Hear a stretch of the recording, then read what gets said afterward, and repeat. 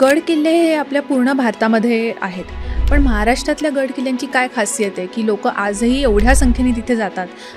गडावर राजमंदिरा व्यतिरिक्त थोर इमारत असो न द्यावी आणि त्याचं पाणी आजही सिंचनासाठी वापरलं जातं. राजस्थानमध्ये किंवा उत्तर भारतामध्ये ते जे आहेत त्यांना मी किल्ले म्हणत नाही, दे आर फॉर्टिफाईड पॅलेसेस. म्हणजे professor listen, this is not at all a fort, it is a king of forts. जगात एकच व्यक्ती अशी झाली की ज्यांनी एक राजाभिषेक पाहिला आणि एक अनुभवला. आपल्या घरात काय चालतं याच्यापेक्षा दुसऱ्याच्या घरात काय चालतं, शेजाऱ्याच्या घरात काय चालतं हे जास्त नीट माहिती असतं. त्या राजाच्या किल्ल्यांवर आपण ज्यावेळेला जातो त्या ढोल वाजवायचे, काय आरवाचं गाणी म्हणत बसायचे नाही करायचं आपल्याला. त्यांनी तो दरवाजा फोडला, आता तो किल्ल्यात शिरणार, त्यावेळेला आपण सुरुंगरावती टाकी फोडून टाकतो. नमस्कार, सॉन्ते फूड्स प्रस्तुत मी सध्या काय करते च्या आपल्या या कार्यक्रमामध्ये आपलं मनपूर्वक स्वागत आहे. आपल्या पुस्तकांमधून, व्याख्यानांमधून महाराष्ट्राच्या दुर्गवैभवाला नवा श्वास देणारे ज्येष्ठ दुर्ग अभ्यासक आणि लेखक प्राध्यापक प्र के घाणेकर सर आज आपल्यासोबत आहेत. सर, ह्या कार्यक्रमात येण्यासाठी खरंच खूप मनपूर्वक आभार. सॉन्ते फूड्स सॉन्ते फूड्स जो आपला ब्रँड आहे तो हेल्दी फूड ब्रँड आहे. तर सॉन्ते फूड्सकडून खास तुमच्यासाठी हे आपले जॅगरी स्वीट अँड कुकीज अरे वा, आहेत, छान. रागी कोको आमंड असलेले. आणि हे चॉकलेट्स आहेत, डार्क चॉकलेट्स आहेत, ज्यामध्ये प्युअर कोको बटर आहे, त्यामध्ये जॅगरी आहे, शुगर नाही आहे, पाम ऑइल अजिबात नाही आहे आणि 11 आयुर्वेदिक हर्ब्स आहेत. फॅन्टॅस्टिक. म्हणजे किल्ल्यावर जायला हे कन्झ्युम करणं चांगलं आहे. नक्कीच, त्याच्यात एनर्जी पण मिळते आणि still it is healthy for you. गड किल्ले हे आपल्या पूर्ण भारतामध्ये आहेत. पण महाराष्ट्रातल्या गड किल्ल्यांची काय खासियत आहे की लोक आजही एवढ्या संख्येने तिथे जातात आणि आजही त्यांच्यावरती एवढी पुस्तकं लिहिली जातात. तर महाराष्ट्रातले गड किल्ले का स्पेशल आहेत? ज्याला आपण इतिहासामध्ये मध्ययुग असं म्हणतो. प्रत्येक देशाचं किंवा प्रदेशाचं वेगवेगळं ते मध्ययुग असू शकतं, पण सर्वसाधारणपणे भारतामध्ये 12व्या शतकापासून 16व्या 17व्या शतकापर्यंत मध्ययुग समजलं जातं. या काळामध्ये जे राज्यकर्ते होते त्या राज्यकर्त्यांची, ते कोणीही असू देत, देशी असू देत, परदेशी असू देत, स्थानिक असू देत, मोठ्या प्रमाणावर ज्यांचं राज्य आहे ते असू देत, त्यांची किल्ले असणं, नवीन किल्ले बांधणं आणि शत्रूकडचे किल्ले जिंकून घेणं ही भूराजनैतिक गरज होती, म्हणजे जिओ पॉलिटिकल नीड होती. आता महाराष्ट्र हा एक भूभाग असा आहे, जगामध्ये एकमेव आहे जिथे सह्याद्री आणि सातपुडा अशा दोन अत्यंत मोठ्या, बिकट, दुर्गम अशा डोंगर रांगा आहेत. त्यानंतर पश्चिमेला समुद्र आहे. त्यामुळे समुद्र आणि सह्याद्री याच्यावर ज्या जागी एखाद्या राज्यकर्त्यांनी आपलं ठाणं उभारलं तर त्याला प्रदेशावर तिला नियंत्रण ठेवता येईल अशा जागी किल्ले बांधले गेलेले आहेत. उगाच कुठेतरी कोणीतरी किल्ला बांधला असं झालेलं नाही आहे. त्यामुळे महाराष्ट्रामध्ये जवळजवळ 1,500-2 हजार वर्ष दुर्ग बांधणी चालू आहे. म्हणजे सातवाहन काळ, ज्याला आपण महाराष्ट्राचा ज्ञात इतिहास जिथपर्यंत मागे नेता येतो, इसवी सन पूर्व 200, इसवी सनानंतर 230, अशी जवळजवळ 425 वर्ष या पश्चिम हिंदुस्थानावर सातवाहनांची सत्ता होती. त्यांनी किल्ले बांधले होते का नाही, त्यांनी बांधलेला एखादा किल्ला दाखवता येतो का, तर नाही. पण ज्या अर्थी एवढं मोठं राज्य त्यांचं होतं त्यावेळी त्यांनी काही संरक्षणात्मक तरतुदी केलेल्या असल्या पाहिजेत. पण राष्ट्रकूटांच्या काळापासून, म्हणजे साधारणपणे 1000 वर्षापूर्वीपासून किल्ले बांधण्याची नोंद आपल्याला मिळते आणि ते किल्लेही आज बघायला मिळतात. नांदेड जिल्ह्यामधला कंधार नावाचा एक किल्ला आहे. तिथे राष्ट्रकूटांचं राज्य होतं आणि त्यांनी त्या परिसराला पाण्याचा पुरवठा व्हावा म्हणून जैतुंग सागर नावाचं एक धरण बांधलं आहे. ते 1000 वर्षापूर्वी बांधलेलं, त्याचे शिलालेख आहे, त्यामुळे आपल्याला नक्की सांगता येतं कधी बांधलं ते. आणि त्याचं पाणी आजही सिंचनासाठी वापरलं जातं किंवा त्या कंधार गावाला त्यातनंच पाणी पुरवठा होतो. आणि तिथेच तो कंधारचा मोठा भुईकोट किल्ला आहे. अद्वितीय किल्ला आहे तो. भुईकोट आहे त्यामुळे ट्रेकर्स फार जात नाहीत, पण बघण्यासारखा किल्ला आहे. किंवा महाराष्ट्रामध्ये अगदी अलीकडे म्हणजे 18व्या शतकात 1750 सालाच्या आसपास एक किल्ला बांधला गेला. तो महाराष्ट्रातला शेवटचा भुईकोट किल्ला आहे. नाशिक जिल्ह्यात मालेगाव म्हणून जे गाव आहे त्या मालेगावचा जो किल्ला आहे, राजे बहादूर दाणींनी तो किल्ला बांधला आहे. आणि हे दाणी दिल्लीच्या बादशहाचे संरक्षक होते. बरं. त्यांना ही बादशहानी जागिरी दिली म्हणून त्यांनी तो त्या पैशातनं किल्ला बांधला. महाराष्ट्रात बांधला गेलेला शेवटचा किल्ला 1760 सालचा आहे. हे दिवेघाटात आपण पुण्यावरून सासवडकडे जाताना दिवेघाट चढून जातो की डावीकडे आपल्याला एक डोंगर रांग दिसते.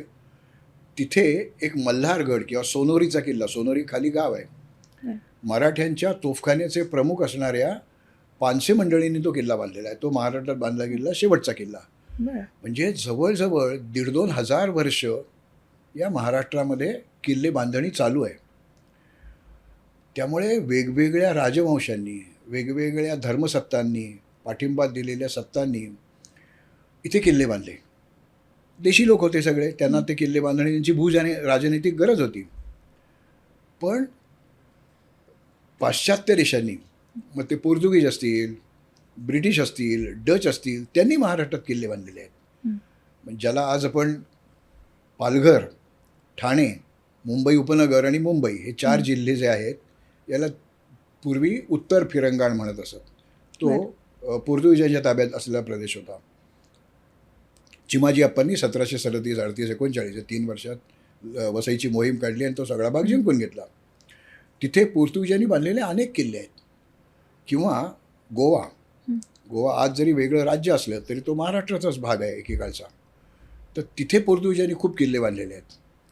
किंवा वेंगुर्ला म्हणून जे गाव आहे सिंधुदुर्ग जिल्ह्यात, तिथे डचांनी जी वखार बांधली तो भुईकोट किल्ला आहे.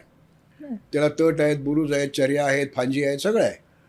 त्यामुळे आपल्याला अशा वेगवेगळ्या, किंवा ब्रिटिशांनी, ज्याला आपण मुंबईमधला फोर्ट एरिया ज्याला म्हणतो, तर तिथे फोर्ट सेंट जॉर्ज नावाचा किल्ला ब्रिटिशांनी बांधलेला किल्ला आहे. मध्य आशियातल्या लोकांनी येऊन किल्ले बांधले. मध्य आशिया म्हणजे आज ज्याला आपण पाकिस्तानच्या पलीकडचा जो प्रदेश आहे, मग तारतरिस्तान असेल, उझबेकिस्तान असेल, कझाकिस्तान असेल, ती अनेक जे देश आहेत त्या लोकांनी इथे येऊन किल्ले बांधले. इथे कशाला आले ते? तर दिल्लीचे मोगल आणि दक्षिणेमधले बहमनी या 2 प्रबळ सत्ता मध्ययुगामध्ये होत्या. त्यांच्या पदरी नोकरी मिळेल, त्यामुळे धर्माने मुस्लिम असलेले हे लोक इथे यायचे, आपलं महत्त्व सिद्ध करायचे, आपली बुद्धी आणि बळ वापरून जहागिरी मिळवायचे. त्या जहागिरीच्या संरक्षणासाठी ते किल्ले बांधायचे.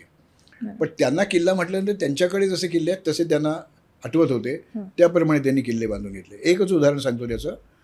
इथे सिद्धटेक म्हणजे गणपतीचे अष्टविनायकातलं जे स्थान आहे, किंवा पेडगाव, तिथे भीमेच्या काठावर एक किल्ला बांधला आहे. त्याचं नाव आहे बहादूरगड. औरंगजेबाचा दूध भाऊ असणारा बहादूर खान कोकलताश त्यांनी तो किल्ला बांधला आणि आपलंच नाव त्याला दिलं, तो बहादूरगड. हा मध्य आशियातल्या लोकांनी येऊन किल्ला बांधलेला आहे. आफ्रिकेतल्या लोकांनी येऊन किल्ले बांधले, ज्याला आपण मुरुड जंजिरा म्हणतो. त्यातला जो जंजिरा म्हणजे जजिरे मेहरूब हा अजिंक्य किल्ला आहे. तो 1511 पासून 30 जानेवारी 1948 इथपर्यंत सिद्धींच्याच ताब्यात होता. कोणालाही तो कधीही जिंकता आला नाही. तर तो अजिंक्य किल्ला, तो जलदुर्ग, हा आफ्रिकेतल्या सिद्धी लोकांनी येऊन किल्ला बांधला आहे. किंवा अलिबागजवळ खांदेरी उंदेरी 2 किल्ले आहेत. खांदेरी हा शिवाजी महाराजांनी बांधलेला किल्ला आहे आणि उंदेरी हा किल्ला या आफ्रिकन लोकांनी बांधलेला किल्ला आहे, सिद्धी लोकांनी बांधलेला किल्ला आहे. असं वैविध्य, इतक्या प्रदीर्घ काळ दुर्ग बांधणी हे जगात कुठे झालेलं नाही, म्हणून हे महत्त्वाचं आहे. पण आणखी एक मुद्दा मी तुमच्या निदर्शनास आणू इच्छितो, ते म्हणजे राजस्थानमध्ये किंवा उत्तर भारतामध्ये असंख्य किल्ले आहेत. अतिशय देखणे किल्ले आहेत, खूप सुंदर वास्तू तिथे आहेत. संगमरवरी महाल आहेत, लाल दगडामध्ये बांधलेले, पिवळ्या दगडामध्ये बांधलेले असे तिथे किल्ले आहेत. इथले फारच थोडे किल्ले हे लढाऊ किल्ले आहेत. ते जे आहेत त्यांना मी किल्ले म्हणत नाही, दे आर फॉर्टिफाईड पॅलेसेस, म्हणजे आलिशान राजवाडा आणि त्याच्या संरक्षणापुरती तटबंदी. महाराष्ट्रातले बारक्यात बारक्या गढ्यांपासनं रायगड प्रतापगडासारख्या मोठ्या किल्ल्यांपर्यंत सगळे किल्ले लढाऊ किल्ले आहेत, फायटिंग फोर्ट्स आहेत. त्यामुळे तशा तऱ्हेचे महाल, तशा तऱ्हेची कारंजी, तशा तऱ्हेचं सुंदर आपल्याला दिसणार नाही ते. कारण दोघांची उद्दिष्ट वेगळी आहेत. हां. तिथे जनतेपासनं दूर राहण्यासाठी तटबंदी बांधली आणि मग आपलं जे काही आईश आराम करायचे ते या महालामध्ये करायचे. तोंड लपवण्यासाठी बांधलेल्या त्या जागा आहेत. आणि आपल्या इथे महाराष्ट्रातल्या किती बारका तो सत्ताधीश असू दे, ते अगदी शिवाजी महाराजांसारखा किंवा पेशव्यांसारखे मोठ्या प्रदेशाचे स्वामी असणारे लोक आहेत. कोणीही नाहक तडजोडी केल्या नाहीत आणि हे किल्ले लढते ठेवले. अगदी 20व्या शतकापर्यंत किल्ले लढवले जात होते. म्हणजे वासुदेव बळवंत फडके असतील किंवा अनेक लोक नावं घेता येतील आपल्याला, क्रांतिकारकांनी या किल्ल्यांचा आश्रय घेऊन लढाई केलेली आहे ब्रिटिशांची. त्यामुळे त्यांच्यावर त्यांच्या शत्रूंनी म्हणजे मग ते ब्रिटिश असतील, मोगल असतील किंवा इतर काही सत्ताधीश असतील, त्यांनी सतत त्याच्यावर मारा केला, लढाया केल्या. त्या लढायामध्ये एखादा तोफेचा गोळा त्याच्यावर आपटला तर तो बुरुज ढासळणार आहे किंवा तटबंदी क्षीण होणार आहे, ती काही वर्षांनी खाली पडते. तसं या देखण्या उत्तरेतल्या किल्ल्यांवर झालं नाही. आपल्याकडे ते झालं म्हणून आपल्या कडचे किल्ले आहेत ते पडके दिसतात, अवशेष रूपात दिसतात. याच्या संदर्भात शिवाजी महाराजांच्या मंत्रिमंडळात एक मंत्री होते, सर्वात तरुण मंत्री होते ते रामचंद्र पंत अमात्य. आणि ते 5 छत्रपतींच्या पदरी मोठ्या पदांवर नोकरी करत होते. त्यांनी आज्ञापत्र नावाचं एक पुस्तक लिहिलं आहे. त्याच्यामध्ये अनेक किल्ल्यांसंदर्भात खूपच महत्त्वाच्या गोष्टी नोंदल्या आहेत. गडावर राजमंदिरा व्यतिरिक्त थोर इमारत असो न द्यावी असं त्यांनी लिहिलं आहे.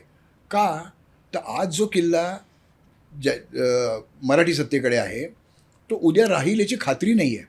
मग आपण वेळ, पैसा, श्रम खर्च करून एखादी टोलेजंग वास्तू आणली तर खालनं तोफेच्या दृष्टीने तेच आकर्षण होतं आणि त्याच्यावरच सगळे तोफगोळे मारले जातील.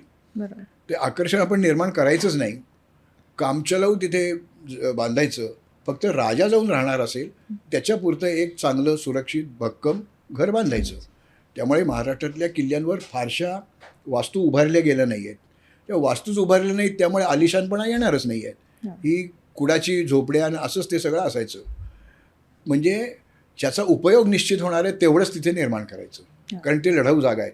म्हणजे आजही सियाचीनमध्ये मोठा टोलेजंग इमारत बांधणार नाही ना कोणी, कारण ती लढाऊ जागा आहे. तिथे तसंच पाहिजे, तंबूच असतील तिथे. तसं या इथे कामचलाऊ वास्तू उभारायच्या आणि त्यातनं आपल्याला हे ठिकाण लढवायचं आहे. मुळामध्ये या किल्ल्यांवर जे लोक राहत असत ते लढणारे तर होतेच, पण त्या परिसराचा सगळा महसूल तिथे जमा व्हायचा.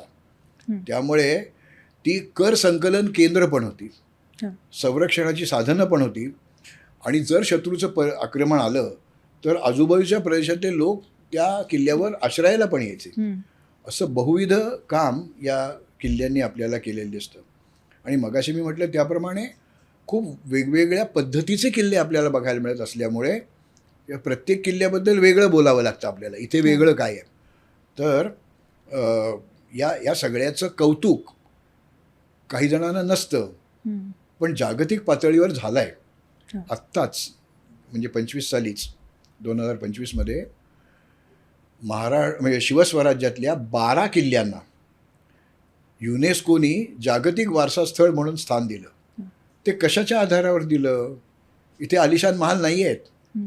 जसं राजस्थानमधल्या 6 किल्ल्यांना 83 साली मान्यता मिळाली, तशी ही लढाऊ ठिकाणं म्हणून त्यांना मान्यता मिळाली आहे.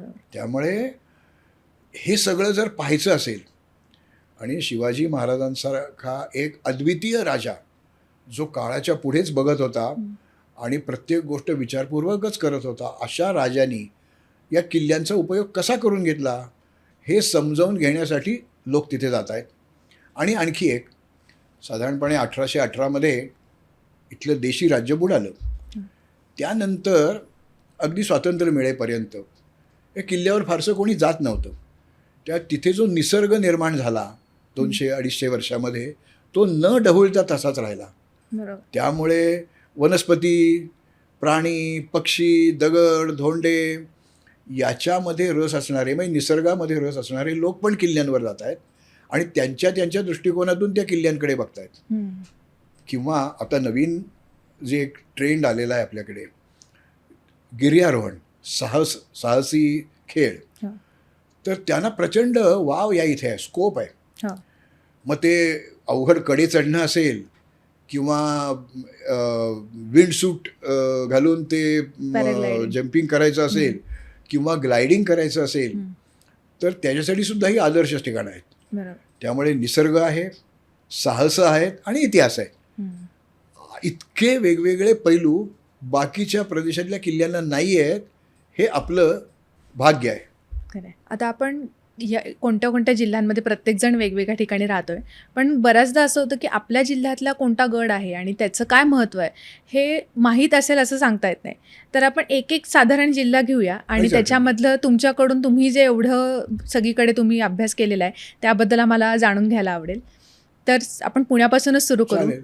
तर पुण्यामधलं तोरणा आहे किंवा राजगड आहे त्याबद्दल तुम्ही काय सांगाल? तोरणा हा पुणे जिल्ह्यातला सगळ्यात उंच किल्ला आहे. हं. तर त्याच्यावर जाणं हेच अवघड आहे. म्हणजे मोगलांनी ज्यावेळेला तो किल्ला ताब्यात घेतला त्यानंतर त्याची जी त्यांनी वर्णनं करून ठेवली आहेत, तर ती घाबरलीत मंडळी तिथे राहण्यासाठी. बरं. तर या किल्ल्याचं वेगळेपण असं की आपल्याकडे एक समजूत आहे की शिवाजी महाराजांनी पहिला किल्ला तोरणा ताब्यात घेतला, हो. तिथे स्वराज्याचं तोरण बांधलं. हं. तर तसं नाही आहे. तर मी स्वतः कॉलेजमध्ये 37 वर्ष वनस्पतीशास्त्र शिकवलं, त्यामुळे 4-2 झाडं माझ्या परिचयाची आहेत. जसं बोरं आपण खातो हं. तसंच एक तोरण नावाचं एक फळ आहे. बरं. बोराचाच भाऊ आहे तो. झिझिपस जुजुबा म्हणजे बोरं, झिझिपस रुगोसा म्हणजे तोरण. म्हणजे दोन्ही एकाच कुळातली ती फळं आहेत, रानफळं आहेत. तर ती तोरणाची झाडं खूप तिथे आहेत, म्हणून त्या डोंगराचं नाव तोरणा. बरं. आणि शिवाजी महाराजांच्या ताब्यामध्ये कोंढाणा, त्या आताचा सिंहगड म्हणजे नंतरचं नाव सिंहगड, कोंढाणा, रोहिडा म्हणजे विचित्रगड, हं. त्यानंतर शिरवळची गडी हं. आणि नंतर मग तोरणा त्यांच्या ताब्यात आलेला आहे. म्हणजे अच्छा. तोरण बिरण काही बांधलेलं नाही पहिलं तिथे. ते होतं असं हां, नाहीये. आपल्याला ते लोकांनी समजून हो. करून घेतली आहे. कारण तोरण ही वनस्पती, त्याची फळं खायची, काटेरी वनस्पती आहे, तर ती फळं खाणं देखील जरा अवघड असतं, ती तोडून घेणं. पण असं ते त्याचं महत्त्व आहे. त्याची उंची 4,600 फुटापेक्षा जास्त आहे, 1,500 मीटरपेक्षा जास्त आहे. त्यामुळे महाराष्ट्रात अतिउंचीवर मिळणारी झाडं हं. ही आपल्याला तिथे बघायला मिळतात. बरं. त्याला ढग अडतात, त्यामुळे पाऊस खूप पडतो. हं. त्यामुळे ज्याला आपण मॉन्सून फ्लोरा म्हणतो, हं. तो तिथे खूप वेगळ्या तऱ्हेचा बघायला मिळतो. याशिवाय तिथे आढळणारे पक्षी, तिथे आढळणारे कीटक हेही खूप त्या वनस्पतींवर अवलंबून असणारे आहेत. तोरणा हा महत्त्वाचा किल्ला का? तर शिवाजी महाराजांच्या ताब्यात तो आल्यानंतर तिथे काही जी पडापड झाली होती त्यासाठी त्यांनी दुरुस्तीचं काम काढलं. ती दुरुस्ती करत असताना त्यांना भूमिगत धन सापडलं. हां. आणि ते एवढं सापडलं की त्यावेळेला शिवाजी महाराजांचं वय, ही गोष्ट मी सांगतोय 1645ची, महाराजांचा जन्म आहे 30 सालचा, हं. आणि ही म्हणजे 15 वर्षाचं वय असताना त्यांना तिथे हे धन सापडलं. इतक्या लहान वयातल्या मुलांनी समोर एक डोंगर आहे, त्याच्यावर काही नाही आहे, केव्हा तरी मागे एक कामचलाऊ चौकी असावी तिथे, तर तिथे एक किल्ला बांधायचं ठरवलं. जेमतेम 2-2.5 तालुक्यां एवढ्या प्रदेशाचे हे जहागीरदार होते. त्यामुळे आपल्या परिसरात खूप किल्ले आहेत, त्याच्यातलं यातलं चांगलं आहे, त्यातलं वाईट, हे नको ते हवं, असं काही त्यांना वाव नव्हता. वय 15 वर्षाचं आहे, मग 100-500 किल्ले पाहिलेत. या किल्ल्यावर ही माची चांगली आहे, या किल्ल्यावरचा बालेकिल्ला चांगला आहे, याची जलव्यवस्था चांगली आहे, इथली मलनिस्सारण व्यवस्था, ही त्यांना अनुभव नव्हता. एवढ्याशा लहान जहागीरदारांकडे प्रचंड पैसा नव्हता किंवा दुर्ग तज्ज्ञांची फौज नव्हती. अशा वेळेला 15व्या वर्षी या तरुणांनी जे स्वप्न पाहिलं, जे प्रत्यक्षात आणलं, ते म्हणजे राजगड किल्ला. आणि 1645मध्ये त्यांनी बहुधा तो बांधायला सुरुवात, त्याच्या तारखा मिळत नाहीत, त्यामुळे बहुधा असं मी म्हणतोय, त्यांनी बांधायला सुरुवात केली. आणि 1647मध्ये पुणे सोडून ते राजगड किल्ल्यावर राहायला गेले. पुढे ते 1672पर्यंत महाराजांचा जन्म 30चा, मृत्यू 80चा, म्हणजे 50 वर्षाचं आयुष्य. हं. त्यातलं 1647 ते 1672 25 वर्ष म्हणजे निम्म आयुष्य हं. या राजाने या विश्वासाने त्या किल्ल्यावर आपलं निवासस्थान केलेलं होतं. त्या किल्ल्याच्या बांधकामासाठी 20 लाख घनमीटर एवढा दगड वापरलेला आहे. 20 लाख घनमीटर म्हणजे माझ्या डोळ्यापुढे काही येत नाही. एखाद्या इंजिनियर किंवा आर्किटेक्टच्या डोळ्यापुढे येईल, पण 15व्या-16व्या वर्षी आजच्या मुलांना आपण आर्ट्सला जाऊया, सायन्सला जाऊया, कॉमर्सला जाऊया का आणखीन काही करूया हे ठरवता येत नाही. ज्यावेळेला माझं राज्य मोठं होणार आहे, त्याची राजधानी म्हणून मी हा किल्ला बांधतोय हे त्या मुलांनी स्वप्न पाहिलं, ते प्रत्यक्षात आलं. मी बऱ्याच देशी परदेशी अभ्यासकांना किल्ले दाखवले. एक व्हर्जिनिया फास्ट नावाच्या किल्ल्यांच्या अभ्यासक विदुषी इंग्लंडमधून इथे आल्या होत्या. त्यांचं फाईलच्या आकाराचं फोर्ट्स ऑफ इंडिया नावाचं 600 पानाचं पुस्तक आहे. त्यांना बरेच किल्ले मी दाखवले. आम्ही जेव्हा राजगड पाहून खाली आलो त्या पालखुर्दमध्ये आम्ही आमची गाडी लावली होती त्या सूर्यकांत भोसलेंच्या तिथे. बाईंनी दार उघडलं आणि एकदम बंद केलेलं असं मागे बघायला लागल्या. माझ्या पोटात आला गोळा. म्हटलं बहुतेक यांचा फोन किंवा पर्स वर राहिली आणि त्या सांगणार तर जा ते वरनं जाऊन घेऊन या. तर त्या असं मागेच बघत होत्या. त्या म्हणाल्या, professor listen, this is not at all a fort, it is a king of forts. I never dreamed a fort like this. आज शिवाजी महाराजांच्या मृत्यूनंतर 250-300 वर्षानंतर एक किल्ल्यांची अभ्यासक परदेशी महिला इथे येते आणि ती त्या किल्ल्याचं कौतुक गडांचा राजा म्हणून करते. तर नक्की काहीतरी त्यात असलं पाहिजे ना.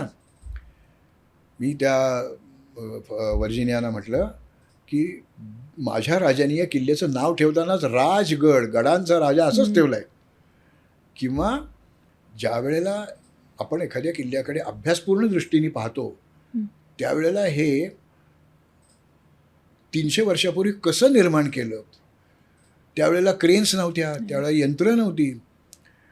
त्या किल्ल्याचा जो घेर आहे तो एका दिवसात पुरा करणं देखील अवघड आहे. इतका तो प्रचंड मोठा किल्ला आहे. त्याची उंची 4500 फुटापेक्षा जास्त आहे, 1500 मीटरपेक्षा जास्त आहे. या किल्ल्या म्हणजे ज्याला आपण शिवनिर्मित किल्ले म्हणतो, शिवाजी महाराजांनी निर्माण केलेले, बांधून घेतलेले किल्ले, त्यातला हा एक परमोच्च आविष्कार आहे. म्हणजे दुर्ग बांधणीमध्ये जर काही कोणतरी अचाट पराक्रम केला असेल बांधणीमधला, तर तो राजगडाच्या संजीवनी माचीच्या इथे बघायला मिळतो. या मध्ये एक असा डोंगर आहे, त्याच्यावर बालेकिल्ला आहे. पूर्वेच्या बाजूला एक सपाटीचा प्रदेश आहे, त्याला आपण पद्मावती माची म्हणतो. साधारणपणे दक्षिणेकडे जाणारी सुवेळा माची आणि पश्चिमेकडे जाणारी संजीवनी माची. तर या बाकीच्या सगळ्या डोंगराच्या भागातनं त्या माचीच्या खालपर्यंत येता येणं अवघड आहे, सरळ तुटलेले कडे आहेत. पण संजीवनी माचीच्या इथे तुलनेने सहजरित्या शत्रू येऊ शकेल. त्यामुळे छोट्या तोफा तिथपर्यंत आणून त्याच्यावर हल्ला करता येईल. म्हणजे जास्तीत जास्त संरक्षणाची व्यवस्था ही त्या बाजूला करणं अपेक्षित आहे. ती महाराजांनी केली आहे. मी त्याला समजायला जरा ते पटकन अवघड जातं, पण तरी मी तो शब्द प्रयोग करणार आहे.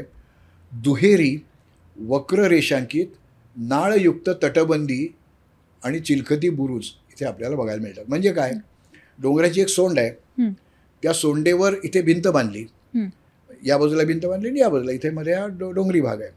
त्याच्यानंतर थोडं अंतर सोडून 1-1.5 मीटर अंतर सोडून आणखी एक तटबंदी बांधली. त्या 2 तटबंदींमध्ये एक बोळासारखा भाग तयार झाला, कॉरिडॉर तयार झाला. तो पुरेसा रुंद आहे, म्हणजे इकडे हात देऊन असं वर चढून जाता येणार नाही. आणि त्याच्यात तिथे बुरुज जे आहेत त्या बुरुजाला खालच्या बाजूनी आणखी एक चिलखत बांधलेलं आहे, म्हणून ती चिलखती तटबंदी. तर हे दुहेरी आहे, वक्र रेषा आहे, ती वेडीवाकडी आहे, सरळ पट्टीने आखल्यासारखी रेग नाही आहे. नाळ ही जी कॉरिडॉर आहे हा नाळ आहे आणि चिलखती बुरुज. तर चिलखती बुरुज का, तर ज्यावेळेला शत्रू खालनं येणार आहे त्यावेळेला तो वर बघणार आहे, त्यावेळेला त्याला ते चिलखत दिसतं, त्याला वाटतं हीच तटबंदी आहे. त्याच्यावर जो तोफगोळे मारेल ते पडलं की त्यांच्या लक्षात अरे आणखीन आतमध्ये शिल्लकच आहे की ती दुहेरी तटबंदी शिवाय आतमध्ये आहे. त्यामुळे शत्रूचा हिरमोड कसा करायचा हे तिथे, आणि 15 वर्षाच्या मुलांनी बांधून घेतलेलं आहे. हो, त्यामुळे हे आपण कौतुक करायला पाहिजे आणि त्याला आता नक्कीच. या जागतिक वारसा स्थळांच्या यादीत स्थान मिळालं आहे.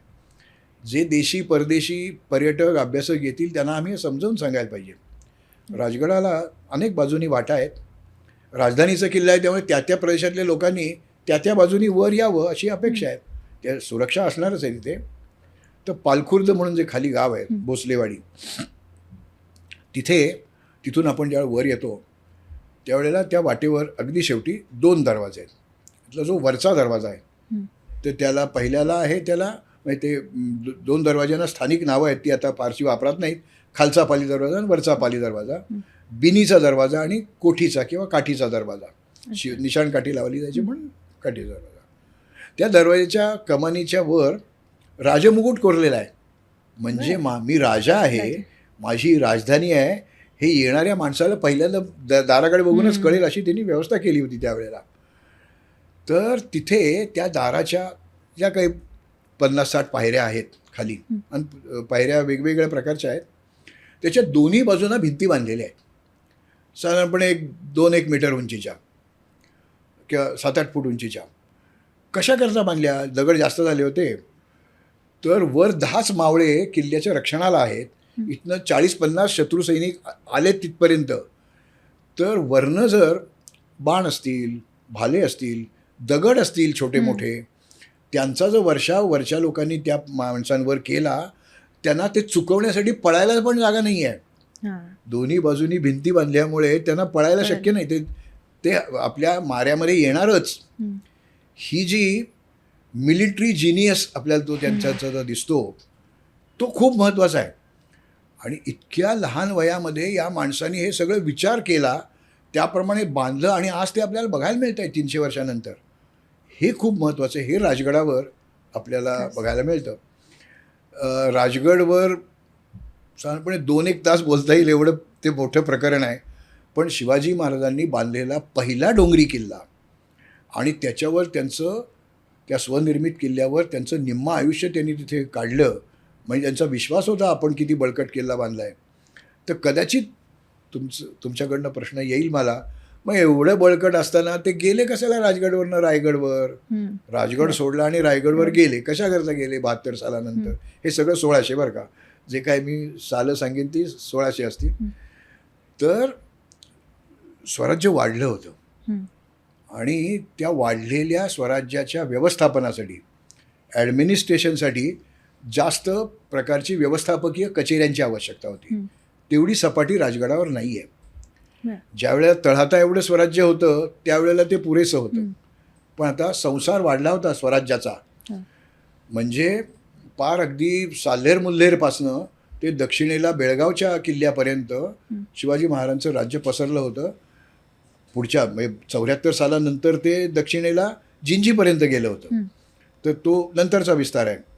तर एवढ्या मोठ्या विस्तार झालेल्या स्वराज्याचं व्यवस्थापनासाठी जास्त सपाट जागेची जरुरी होती. जास्त लोक येऊन राहायला लागली की पाण्याची पण गरज वाढणार आहे. त्यामुळे जागा आणि पाणी हे राजगडावर तुलनेने कमी होतं. मग ते रायगडावर उपलब्ध होणार होतं. आणि 1656 शिवाजी महाराजांच्या ताब्यामध्ये रायरी किल्ला आला होता. नंतर मग महाराजांनी तिथे राजधानी करायचं ठरवल्यावर खूप इमारती बांधून घेतल्या. 300-350 इमारती बांधल्याची नोंद आहे. आणि मग तिथे प्रचंड सपाटी आहे, भरपूर पाणी पुरवठा आहे. आणि जयसिंगाची स्वारी झाली किंवा त्याच्या आधी अफजल खानाची, शाहिस्ते खानाची, या स्वाऱ्यांच्या वेळेला या शत्रूचे सैनिक राजगडाच्या पायथ्यापर्यंत आले होते. म्हणजे हे रणक्षेत्र त्यांना माहितीच होतं. पण रायगड हा किल्लाच लोकांना माहीत नव्हता. ते एक बेवसाऊ छोटासा लष्करी ठाणं रायरी, तो जावळीचे मोरे आहेत त्यांच्या ताब्यात तो किल्ला होता. तेव्हा किल्ल्यावर काही महत्त्व नव्हतं. तिथे त्यांनी राजधानीचं स्थलांतर केल्यावर कुठनं मारा केला की त्याच्यावर मारा करता येईल, त्याची वैगुण्य काय आहे, त्या शत्रूला माहितीच नाही आहे. आणि रायगडाच्या एका बाजूनी काळ आणि दुसऱ्या बाजूनी गांधारी अशा 2 नद्या आहेत. त्यामुळे निसर्गात निर्माण झालेले खंदक आहेत. सगळ्या बाजूनी शेकडो मीटर तुटलेले कडे आहेत. त्यामुळे ब्रिटिशांनी टॉमस निकल्सनी त्यांच्या लिखाणामध्ये वर्णन केलं आहे की this is Gibraltar of the East. युरोपमध्ये जिब्राल्टरला जे स्थान आहे म्हणजे 500-500 वर्ष लढवून सुद्धा शत्रूला जिंकून घेता आला नाही असा किल्ला, असं त्याचं वर्णन त्यांनी केलं आहे. रायगडाचं. Gibraltar of the East. तो नक्की भक्कम किल्ला आहे. म्हणून मग शिवाजी महाराजांना राजगडावरनं रायगडावर स्थलांतर करावं लागलं आणि 1674 शिवाजी महाराजांना राजाभिषेक झाला आणि त्यानंतर त्यांनी दक्षिण दिग्विजय करून जिंजीपर्यंत आपलं राज्य विस्तारलं. मी इथे मुद्दाम राजाभिषेक असा शब्द वापरला आहे, राज्याभिषेक नाही. राजाला अभिषेक झाला का राज्याला झाला? बरोबर. राजाला, राज्याला व्यक्तीला झालं. झाला. शिवाजी महाराजांना ज्या पोथीच्या अनुरोधाने हा सगळा धार्मिक विधी केला गेला, ती गागा भट्टांनी पोथी लिहिली आहे. ती पोथी आता छापून प्रसिद्ध झालेली आहे. शिवराजाभिषेक प्रयोग हा, त्यांनी राजाभिषेक असं म्हटलं आहे. जगात एकच व्यक्ती अशी झाली की ज्यांनी एक राजाभिषेक पाहिला आणि एक अनुभवला. शिवाजी महाराजांचे ज्येष्ठ चिरंजीव संभाजीराजे, त्यांनी आपल्या वडिलांचा राजाभिषेक होत असताना पाहिला होता आणि नंतर शिवाजी महाराजांच्या निधनानंतर संभाजीराजांना पण तिथेच छत्रपती म्हणून राजाभिषेक झाला होता. त्यांनी जे बुधभूषण म्हणून जे ग्रंथ लिहिलेला आहे, त्या 10व्या श्लोकामध्ये राजाभिषेके असं ते, मी समज ओळ नाही सांगत आहे, मी तेवढा शब्द सांगतोय, ते राजाभिषेक म्हणतायत. मग ते शहाणे का आपण शहाणे? तर माझं म्हणणं ते शहाणे आणि ते संस्कृत तज्ज्ञ आहेत. तेव्हा राजाभिषेक हाच शब्दप्रयोग आपण करायला पाहिजे. राज्याभिषेक हा चुकीचा शब्दप्रयोग आहे, तो टाळावा असं मला वाटतं.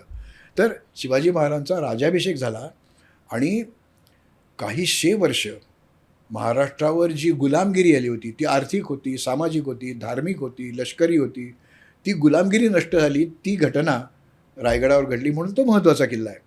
केव्हा तरी आपण नंतर तुमच्या गप्पांमध्ये आपण त्याच्याकडे लक्ष देऊ. पण तोरणा आणि राजगड हे आपल्या देशाच्या देशाच्या म्हणतोय, महाराष्ट्राच्या नाही, देशाच्या इतिहासाला कलाटणी देणारी ठिकाणं आहेत. जेम्स डग्लसनी या तोरण्याचा तुम्ही आधी उल्लेख केला होता. ते असं म्हणतात की if Sinhagad is lion's den, Torna is eagle's nest. म्हणजे सिंहगड ही जर सिंहाची गुहा असेल तर तोरणा हे गरुडाचं घरटं आहे. आणि आपल्याकडच्या पौराणिक कथांमध्ये गरुड या व्यक्तिरेखेला खूप वेगळं स्थान आहे. आपल्या आईची पारतंत्र्यातनं मुक्तता करण्यासाठी या गरुडाने स्वर्गावर स्वारी करून तो अमृत कलश खाली आणला होता. त्यामुळे तसं शिवाजी महाराजांनी या मातृभूमीचं स्वातंत्र्य मिळवण्यासाठी या तोरण्यावरनं हालचालीला सुरुवात केली, म्हणून त्याचं महत्त्व खूप आहे. आता असं प्रत्येक किल्ल्याबद्दल खूप वेळ बोलता येईल, पण आपण आणखीन काही किल्ल्याबद्दल बोलायचं असलं तर मला आवडेल. आता आपलं तोरणा आणि राजगड असं झालं, तर आता साताऱ्याकडे जर आपण आलो तर प्रतापगड हा अफजल खानाच्या इन्सिडेंटमुळे जास्त प्रचलित आहे. पण प्रतापगडाचे अजून काय वैशिष्ट्य आहेत? आणि तसंच वासोटा आपण साताऱ्यात. बरोबर. तर असं आहे की प्रत्येक किल्ल्याबद्दल बोलता येतं, पण काही किल्ल्यांनी तिथे घडलेल्या ऐतिहासिक घटनांमुळे इतिहासात एक स्थान मिळवलं आहे. शिवाजी महाराजांनी 1656 शेजारची जावळी जिंकून ताब्यात घेतली. जावळी हे घनदाट जंगलाचा मुलूक आहे. सह्याद्रीच्या धारमाथ्याच्या दोन्ही बाजूला असणारं जंगल आणि तो सगळा जंगली प्रदेश कुठपासनं कुठपर्यंत, तर रायगडापासनं वासोटा किल्ल्यापर्यंत हा सगळा प्रदेश जावळी म्हणून अतिशय घनदाट जंगल आहे. ते त्याही वेळेला होतं, आताही काही प्रमाणात ते शिल्लक आहे. तर या जावळीच्या मोऱ्यांना जावळीमध्ये हल्ला करून त्यांना पळून जायची वेळ आणली. पण शिवाजी महाराजांनी आपलं सैन्य असं काही ठेवलं होतं की त्यांना दक्षिणेच्या भागात जाता येत नव्हतं. त्यामुळे ते उत्तरेकडे पळाले आणि मग तिथे रायरी त्यांच्या ताब्यातला जो किल्ला होता, एक छोटासा किल्ला होता पण अत्यंत दुर्गम किल्ला आहे, तिथे या मोऱ्यांनी आश्रय घेतला. शिवाजी महाराजांनी नंतर मध्यस्थी करून किंवा वाटाघाटी करून तो किल्ला मोऱ्यांकडनं ताब्यात घेतला.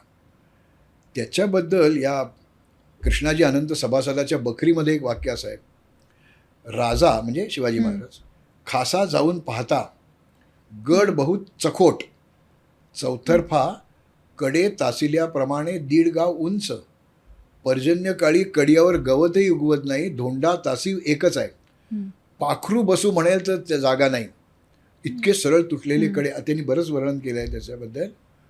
पण शिवाजी महाराजांनी या रायगडाचं महत्त्व, या बहादूर खान कोकलदास मगाशी मी ज्याच्याबद्दल उल्लेख केला होता, त्यांना एक पत्र पाठवलं. हं. त्यांच्याकडनं एक पत्र आलं होतं, त्याला उत्तर पाठवलं आहे महाराजांनी.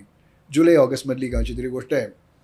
त्या बहादूर खानाने धमकी दिली होती, तुम्ही हे सगळे किल्ले आमच्या ताब्यात द्या आणि आम्हाला शरण या, म्हणजे बादशहाला शरण या. तर तुम्ही जर ते केलं नाही तर मी स्वारी करून येईन आणि तुमचा मुलूक जिंकून घेईन. त्यावेळेला महाराजांनी जे पत्र पाठवलं आहे त्यात उद्या येणार असेल तर आजच या.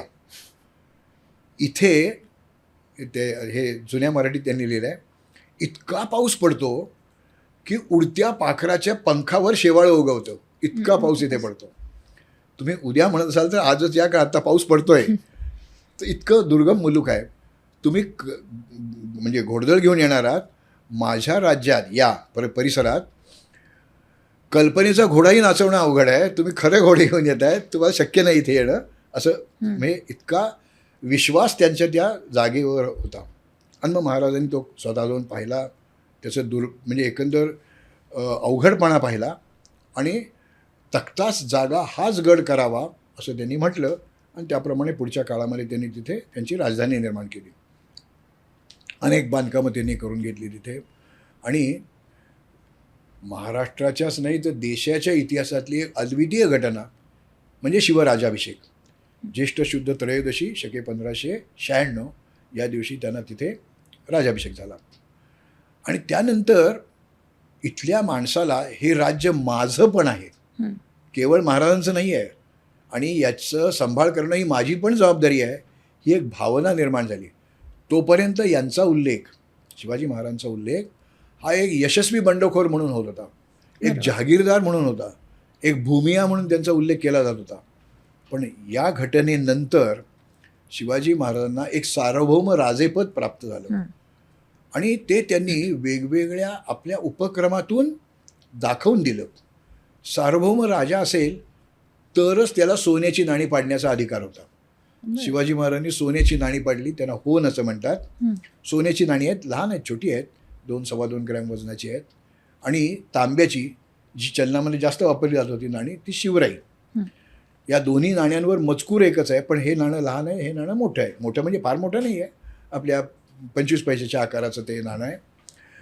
श्री राजा शिव आणि मागच्या बाजूला छत्रपती असं त्याच्यावर, आणि काही नाण्यांमध्ये अशी ठिपक्यांची माळ आहे.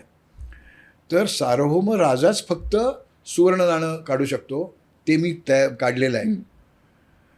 आणि आणखी एक गंमत, शिवाजी महाराज एक क्रांतिकारकच होते. त्यावेळेला जी नाणी देशभर वापरात होती ती सगळी अपसव्य लिपीत लिहिलेली होती, म्हणजे उजवीकडून डावीकडे. मग ती उर्दू, फारसी, अरबी यांची या भाषांची लिपी आहे ती तशी होती. त्यावेळेला लोकांना ती नाणी रोजच्या वापरात सराव झाला होता, सवय झाली होती. देवनागरीमध्ये मजकूर असलेली नाणी निर्माण करणं आणि ती लोकांनी स्वीकारणं ही केवढी मोठी नाणक क्रांती होती. आज समजा मला एखाद्याने सांगितलं हा नवीन रुपयाचं नाणं आलं आहे, काहीतरी कुठल्या तरी भलत्याच भाषेमध्ये, समजा चीनी भाषेमध्ये, त्याच्यावर मजकूर आहे, आणि सांगितलं तर हे नवीन रुपये आलेत, हे घ्या. मी 4-5 वेळा म्हणेन नाही, जरा जुनं नाणं दिलं तर मला चालेल, कारण मला ते नाणं सरावाचं नाही आहे ना. तर ही नाणक क्रांती महाराजांनी केलेली आपल्याला दिसते. शिवाजी महाराजांनी एक राजाभिषेक शक निर्माण केला. तर शककर्ते शिवराय असं आपण म्हणतो. मला शिवराय हा शब्द खूप आवडतो, कारण त्यांचा जन्म शिवनेरीवर झाला आहे, शिव, आणि त्यांचा मृत्यू रायगडावर झाला आहे, त्यातले राय, या दोन्ही किल्ल्यांशी संबंध सांगणारं नाव शिवराय असं मला ते आवडतं. तर या शिवरायांनी ज्या अनेक गोष्टी केल्या त्या रायगडासारख्या किल्ल्यावर राहून केल्या. त्याच्या आधी तुमचा प्रश्न, मी खूप लांब गेलो, प्रतापगडाबद्दलचा होता. तर ही जावळी ज्या वेळेला मोऱ्यांकडनं जिंकून घेतली त्यावेळेला ते त्या परिसरात हिंडले स्वतः, स्थानिकांच्या माहितगारांच्या मदतीने. तो मुलूक पाहिला आणि त्यांच्या लक्षात आलं की त्यावेळचं जे एक आंतरराष्ट्रीय बंदर आहे ते होतं महाड. हाट म्हणजे बाजार, मोठा बाजार, कारण तिथपर्यंत परदेशातनं येणारी जहाजं महाडपर्यंत येत होती. आज बाणकोटच्या त्या सावित्री नदीतनं आपण वर झाडीतोड केल्यामुळे माती गेली आहे, गाळ झाला आहे, ओव्हरल्यात खाड्या, आता नाही तिथपर्यंत जहाजं येत, पण त्यावेळी ती येत होती. मोठं ते आंतरराष्ट्रीय बंदर होतं. त्या बंदरात परदेशातनं आलेला माल उतरून किंवा आपला माल तिथे पाठवून तो परदेशात पाठवण्यासाठी तिथे ते म्हणजे चढाई उतराई व्हायची मालाची. आता हा माल वरघाटी यायला 2 मार्ग होते. एक होता पारघाट आणि दुसरा होता रडतोंडीचा घाट, आंबेनळीचा घाट. तर या दोन्ही मार्गांनी आलेला माणूस हा दाभिळच्या आसपास येतो आणि तिथे प्रतापगड आहे. बरोबर. तर तिथे जर एखादा किल्ला बांधला तर या दोन्ही मार्गावर नियंत्रण ठेवता येईल आणि त्या व्यापारावर जो कर घेतला जाईल तो आपल्याला कायमचं उत्पन्न म्हणून मिळेल. पूर्वी हे उत्पन्न आदिलशहाला मिळत होतं, कारण जरी ते मोऱ्यांकडे होते तरी मोरे आदिलशहाचे सरदार होते. मग मोऱ्यांनी काही शतकं तिथे राज्य करून त्यांना का नाही वाटलं किल्ला बांधावा. तर शिवाजी महाराजांना तो पैसा स्वतःसाठी पाहिजे होता, स्वराज्यासाठी पाहिजे होता. मोऱ्यांनी ते महसूल गोळा केला असता तरी तो त्या आदिलशहाला द्यायला लागायचा होता. त्यामुळे त्यांनी काही तो विचार केला नाही. आता अशा एक प्रचंड मोठा महसूल आदिलशहाला मिळणारा बंद झाला. साहजिकच ते चिडले, ती राजवट चिडली. मग त्यांनी शिवाजी महाराजांचा बंदोबस्त करण्यासाठी एका सरदाराला पाठवलं, अफजल खानाला. एवढे सरदार होते, अफजल खानालाच का पाठवलं, तर अफजल खान हा वाईचा सुभेदार आहे. वाई आणि जावळी याच्यामध्ये फक्त महाबळेश्वरची जी डोंगर रांग आहे तेवढंच आहे. त्यामुळे आपल्या घरात काय चालतं याच्यापेक्षा दुसऱ्याच्या घरात काय चालतं, शेजाऱ्याच्या घरात काय चालतं हे जास्त नीट माहिती असतं, कारण तिकडनं आपल्यावर हल्ला व्हायची शक्यता असते त्या सुभ्यामधनं. त्यामुळे अफजल खानाला जावळीची खडानखडा माहिती होती. तर असा माणूसच तिथे पाठवणं योग्य आहे, म्हणून बहुधा अफजल खानाची निवड केली असावी. आता जे काय 10 नोव्हेंबर 1659ला जे काय व्हायचं ते प्रत्यक्ष प्रतापगडच्या पायथ्याशी झालं. अफजल निर्दालन झालं. शिवाजी महाराजांनी 56 साली बांधायला घेतलेला किल्ला 58 साली बांधून पूर्ण झाला आणि 59 साली त्याचा कस लागला. आता महाराजांचं लक्ष पन्हाळगडाकडे होतं. त्यांनी पन्हाळगडकडेच का जायचं ठरवलं नंतर, कारण 10 नोव्हेंबर 1659ला शिवाजी महाराजांनी प्रतापगडचं ते प्रताप पर्व केलं. 28 नोव्हेंबरला 18 दिवसांनी महाराज पन्हाळगड जिंकून त्याच्यावर उभे आहेत. बापरे. मध्ये 15 किल्ले आहेत. या 15च्या 15 किल्ले त्यांनी या झंझावातात ताब्यात घेतले. कसे घेतले, तर या सगळ्या किल्ल्यांवरचं लढाऊ सैन्य अफजल खानाच्या सैन्यात आलेलं होतं. अफजल खान हा दैत्य शिवाजी महाराजांना नक्की पकडील किंवा ठार मारील आणि परत जाईल. ते सैन्य त्या किल्ल्यावर जाईल परत. आता हे सगळ्या सैन्याचा इथे यांनी चक्काचूर केलेला होता, धुळधाण केली होती. किल्ल्यावर फक्त आचारी पाणकेन बाजार मुणगेच होते. आता अफजलला मारून स्वतः महाराज किल्ल्याच्या पायथ्याशी आलेत म्हटल्यानंतर लोकांनी बिनशर्त शरणागती, व्हेकंट पोझिशन्स दिली. ही कधीही न येणारी गोष्ट होती. 18 दिवसात 15 किल्ल्यांचा ताबा मिळवणं हे गिनीज बुक ऑफ वर्ल्ड रेकॉर्डमध्ये नोंदण्यासारखं प्रकरण आहे. तर ही जी महाराजांचं नियोजन आहे. आता पन्हाळगडच का, एवढे किल्ले होते. एक तर पन्हाळगड खूप मोठा किल्ला आहे, महत्त्वाचा किल्ला आहे, लढाऊ किल्ला आहे, डोंगरी किल्ला आहे. पण त्यावेळेला आणखीन जी 2 आंतरराष्ट्रीय बंदरं होती, राजापूर आणि दाभोळ. तिथनं जो व्यापारी माल यायचा किंवा तिथे जाऊन तो परदेशात जायचा त्याच्यावरचा महसूल पन्हाळगड ज्याच्या ताब्यात आहे त्याला मिळत होता. त्यामुळे पन्हाळगड जर आपण मिळवला तर तोही महसूल आपल्याला मिळेल. महाराजांनी तो घेतला. नंतर मग ते सिद्धी जोहरचं वेढा आणि ते सगळं आपल्याला माहिती आहे. मग शिवाजी महाराजांनी सुखरूप सुटका करून घेतली. ते विशाळगडला गेले आणि घाईघाईनी ते राजगडावर आले, कारण पुण्यामध्ये शाहिस्ते खान येऊन बसला होता. त्याचा बंदोबस्त 3 वर्ष ठाण मांडून लाल महालात बसला होता तो. त्याला हाकलून देणं महत्त्वाचं होतं, मुघलांना तडाखा देणं आवश्यक होतं. म्हणून तो पन्हाळगड तिकडे आणखीन दुसरी फ्रंट उडायला नको लढाऊ, म्हणून तो पन्हाळगड देऊन टाकला आदिलशहाला, एवढ्या हिकमतीने मिळवलेला. आणि मग त्यांनी इथे आले, ते शाहिस्ते खानाचं जे काय व्हायचं ते झालं. तर पुढे 1674 नंतर मग कोंडाजी फर्जंदांनी 60 मावळ्यांनीशी किल्ल्यावर हल्ला करून तो ताब्यात घेतला. 1674 नंतर शिवाजी महाराजांवर आदिलशाहीकडनं एकही स्वारी झाली नाही, कारण महसूलच बुडला ना. इथे प्रतापगड, तिकडे पन्हाळगड, तिथनं येणारे व्यापारी मार्ग महाराजांच्या ताब्यात आहेत. महसूल मिळतच नाही आहे. स्वारी करायची तर ते सैनिकांना पगार द्यायला पाहिजे, त्यांना शस्त्र द्यायला पाहिजेत, त्यांचं खाणं पिणं औषधं काय काय सगळं त्या केंद्रीय सत्तेनेच करायला पाहिजे ना. पैसाच नाही आहे. त्यामुळे एखाद्या ढेकळासारखी विरघळल्यासारखी अवस्था झाली होती त्या आदिलशाहीची. त्यामुळे शिवाजी महाराजांवर 1674 नंतर आदिलशाहकडनं एकही आक्रमण झालं नाही. हा प्रतापगडाच्या लढाईचाच प्रताप आहे. प्रतापगडावर हे सगळं झालं म्हणून पन्हाळगडचं पुढे झालं. आता त्यामुळे आपल्याला महाराष्ट्राच्या एका किल्ल्याचा वेगळा विचार नाही करता येत.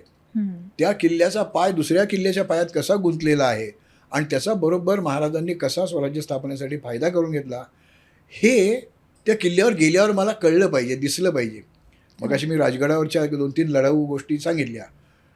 तशा या किल्ल्यांवर काय लढाऊ गोष्टी आहेत की जे आउटस्टँडिंग आहेत. म्हणजे त्याला आउटस्टँडिंग वर्ल्ड व्हॅल्यू, जागतिकदृष्ट्या महत्त्वाचं असं म्हणून ती युनेस्कोनी मान्यता दिली आहे. त्याच्यामध्ये पन्हाळगड पण आहे, प्रतापगड पण आहे, राजगड पण आहे. तर या किल्ल्यांना जागतिक स्तरावर ज्या मान्यता मिळते तेव्हा त्याच्या मागचं मर्म आपण लक्षात घेतलं पाहिजे. मी राजगडवर 100 वेळा गेलो, 500 वेळा गेलो नाही महत्त्वाचं. मी राजगडवर एकदाच गेलो पण तो समजावून घेतला आणि त्याचं जे मर्म आहे ते मी समजावून घेतलं. आज ते तंत्र मी वापरू शकणार आहे का? तर कदाचित नाही. कारण आता युद्धाची साधनं बदलली आहेत. ज्या दिवशी विमान आकाशामध्ये बॉम्ब घेऊन उडालं त्यावेळेला जगातल्या सगळ्या किल्ल्यांचं महत्त्व संपलं. मग ज्या किल्ल्यांचं महत्त्वच संपलं तिथे जायचंच कशासाठी? तर केवळ लढाऊपणा एवढाच एक गुण नाही आहे किल्ल्यांमध्ये. मगाशी मी सांगितलं त्याप्रमाणे निसर्ग आहे, तिथली बांधकामं आहेत आणि मुख्य म्हणजे तिथली पाणी व्यवस्था. आज महाराष्ट्रात आजही काही दुर्गम गावं अशी आहेत, डोंगर कपारीत बसलेली आहेत, त्यांना प्यायला पाणी मिळत नाही. हंडाभर पाणी आणण्यासाठी त्यांना 4-4, 5-5 किलोमीटर जाऊन ते डोक्यावरनं ते पाणी आणावं लागतं. वाटा नाहीत सुगम. हे किल्लेही असेच दुर्गम आहेत ना. मग त्या किल्ल्यांवर कोणत्या तंत्राने टाकी खोदली गेली, कोणत्या तंत्राने, आजचा मी इंग्लिश शब्द वापरत नाही पण मुद्दाम वापरणार आहे, वॉटर हार्वेस्टिंग केलं, जलसंकलन केलं, हे आम्ही समजावून घेतलं. ते किल्ल्यांवर आज 300 वर्षानंतर दिसतंय. म्हणजे थोडा विषयाच्या मी बाहेर जातोय पण तरी सांगतो. महाराष्ट्राचा जो भूभाग तयार झाला 3-3.5 कोटी वर्षापूर्वी तयार झाला आहे, त्याच्यामध्ये वेगवेगळे लाव्हाचे प्रकार इथे आपल्याला बघायला मिळतात. तर एका ठिकाणी कॉम्पॅक्ट बॅसाल्ट नावाचा एक बॅसाल्ट असतो आणि तिथे त्याला सूक्ष्म भेगा पण नाही आहेत, त्यामुळे तो जलप्रतिबंधक आहे. आणि दुसरा आहे तो फ्रॅक्चर्ड बॅसाल्ट आहे आणि त्याच्यामध्ये बारीक बारीक हेअर क्रॅक्स आहेत. त्यामुळे तिथे जो पाऊस पडतो ते पाणी त्या भेगातनं खाली जातं, जमिनीत साठतं. तर ह्यांचा जिथे 2 एकमेकांना थर चिकटलेत तिथे जर या जलाभेद्य खडकामध्ये आपण एक टाकं खोदलं तर वरनं येणारं पाणी त्यात पाझरत राहतं. त्यामुळे त्या प्रदेशात पडणाऱ्या पावसाचं पाणी पाऊस पडून गेल्यानंतर ते आपल्याला मिळतं आहे.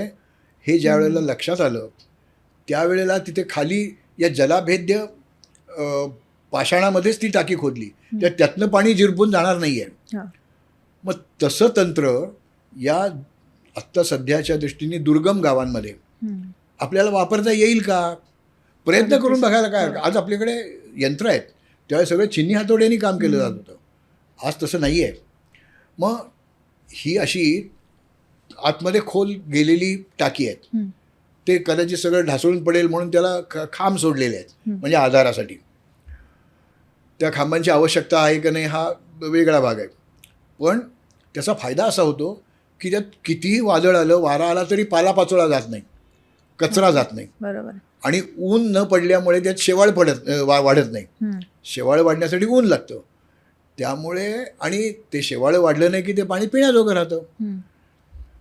एवढे सगळं तंत्र त्यावेळेला आपल्याच पूर्वजांनी निर्माण केलं होतं, ते वापरलं होतं, ते आज आपल्याला पाहता येतं. मग किल्ल्यावर जर एखादा जलसंकलक शास्त्रज्ञ गेला आणि त्यांनी हे समजावून घेतलं आणि ज्या दुर्गम गावांमध्ये अशा तऱ्हेचं आपल्याला निर्माण करता येईल टाकं, त्यांना कदाचित वॉशिंग मशीन त्याच्यावर लावता नाही येणार, पण त्यांना जे पिण्याच्या पाण्यासाठी म्हणजे भांडभर पाण्यासाठी 5 किलोमीटर जावं लागतं ते तर जावं लागणार नाही. हां. मग तशा तंत्राचा आपण अवलंब करायला काय हरकत आहे? किंवा आज आपल्याला हागिंदरी मुक्त महाराष्ट्र अशी एक स्लोगन देऊन खूप चांगलं काम चालू आहे. हो. शिवाजी महाराजांनी जे जे किल्ले बांधले त्या सगळ्या किल्ल्यांवर शौचकूप आहेत. हो. म्हणजे आता वसईसारखा एवढा मोठा किल्ला पोर्तुगीजांचं, त्याला पूर्वेचं व्हेनिस म्हणत होते. ते त्यांची पूर्वेची राजधानी असणारं ते किल्ला आहे तो. त्या किल्ल्यात शौचकूप नाही आहेत हो. का नाही? तिथे माणसं राहत होती ना. शहर होतं ते. कदाचित त्या ते तटबंदी बाहेर जाऊन प्रातर्विधी करत असतील, पण वेढा पडल्यानंतर काय? मग मी स्वयंपूर्ण असलं पाहिजे सगळ्या बाबतीत, असं त्यांनी प्रत्येक किल्ल्यावर राबवलं. म्हणजे प्रतापगडावर आज जे लोक राहत आहेत, मग ते हवालदार असतील, हडप असतील, शिवाजी महाराजांनी नेमलेली माणसं आहेत. ती वंश परंपरेत तिथे राहत आहेत. त्यांच्या घराला अटॅच टॉयलेट जे आहेत त्या 350 वर्ष वापरात आहेत ना. ती तेव्हाची अजून आहे. तेव्हाची ती व्यवस्था आहे, ती अजून वापरली जाते. आणि कधीही ते तुंबत नाहीत. आता मी या किल्ल्याचा आत्ता आपण घेतला नाही संदर्भ, पण रायगडावर जे शौचकूप आहेत त्यांना व्हेंट पाईप्स आहेत. आज एखाद्या इमारतीमध्ये जर शौचकूप असतील तर जर ते तुंबलं तर त्यातनं जे गॅसेस निर्माण होतात, घाण वास येतो, ते जावं म्हणून असे व्हेंट पाईप्स असतात आणि त्यातनं ते गॅसेस जातात नाही, म्हणजे वास येत नाही इकडे. 300-350 वर्ष पूर्वी शिवाजी महाराजांनी राजधानी म्हणून बांधलेल्या किल्ल्यांवर आज जर त्यांना व्हेंट पाईप शब्द माहीत नसेल, पण केलंय ना ते. मग आमचा राजा काळाच्या पुढे किती होता हे आम्ही या किल्ल्यांवर गेल्यावर समजावून सांगू शकतो तुम्हाला. ते रायगडबद्दल बोलू त्यावेळी मी आणखीन बोलेन, कारण रायगड मला खूप आवडतो. पण इतरही मला सगळ्यात आवडता किल्ला हरिश्चंद्रगड आहे, नगर जिल्ह्यातला. पण तरी रायगडाबद्दल ज्यावेळेला आपण येऊ त्यावेळेला मी त्याच्याबद्दल बोलेन. तर आता आपण रायगडाकडे येऊया, जी आपली राजधानी आहे. आणि आपल्या देशातलं परमपवित्र स्थळ आहे ते. कारण स्वातंत्र्याचा पहिला श्वास महाराष्ट्राने आणि महाराष्ट्राच्या रूपाने देशाने तिथनं घेतला आहे. तर मी स्वतः मगाशी म्हटल्याप्रमाणे वनस्पतीशास्त्राचा विद्यार्थी, तेच मी कॉलेजमध्ये शिकवायचा प्रयत्नही केला होता. 37 वर्ष शिकवलं मी.